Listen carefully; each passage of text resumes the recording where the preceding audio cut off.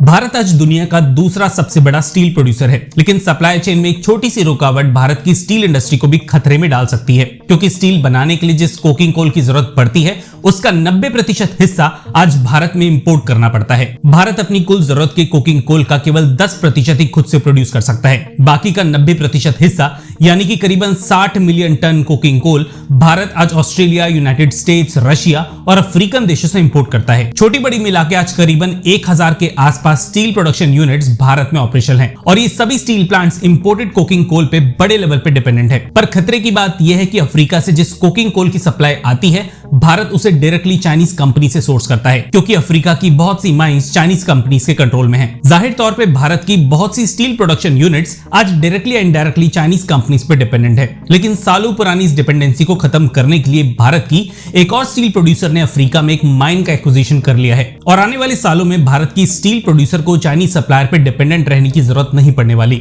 भारत की इस कंपनी का नाम है JSW स्टील, जिसने हाल ही में मोजाम्बिक की टेटे प्रोविंस में एक कोयला खदान का 92% स्टेक खरीद लिया है। मोजाम्बिक की इसी प्रोविंस में भारत की एक और कोल माइन ऑपरेशनल है और इसे 2014 में इंटरनेशनल कोल वेंचर्स लिमिटेड ने एक्वायर किया था। लेकिन भारत के अलावा मोजाम्बिक के इसी रीजन में बहुत सी चाइनीज कंपनीज भी ऑपरेट करती हैं। JSW ने जिस कोल माइन के शेयर्स खरीदे हैं उस माइन में अराउंड 850 मिलियन मेट्रिक टन कोयले के रिजर्व्स मौजूद हैं और ये अकेली माइन आने वाले 20 से 25 सालों तक JSW की कोकिंग कोल की डिमांड को पूरा कर सकती है। वैसे ये एग्रीमेंट $74 मिलियन में 2024 में ही साइन कर लिया गया था, लेकिन JSW 2 सालों बाद अब जाके इस माइन का डेवलपमेंट शुरू करने जा रही है। भारत के लिए बड़ी अपॉर्चुनिटी इसलिए भी है क्योंकि ऐसी कंपनीज की वजह से भारत को अफ्रीकन रीजन में अपना इन्फ्लुएंस बढ़ाने का मौका मिलेगा। अफ्रीकन कॉन्टिनेंट में कई देशों में अगर आज चाइनीज इंडस्ट्रीज फैल पाई हैं तो उसका भी यही रीजन है कि माइनिंग और इंफ्रास्ट्रक्चर सेक्टर्स में इन देशों के अंदर पहले चाइनीज कंपनीज ने कदम रखा और काफी बड़े लेवल पे निवेश किया और फिर धीरे धीरे इन देशों की रेलवेज, कंस्ट्रक्शन, ऑटोमोबाइल और सर्विस इंडस्ट्री में भी पैर जमाना शुरू कर दिया। ऐसे कुछ इन्वेस्टमेंट्स की वजह से आज चाइना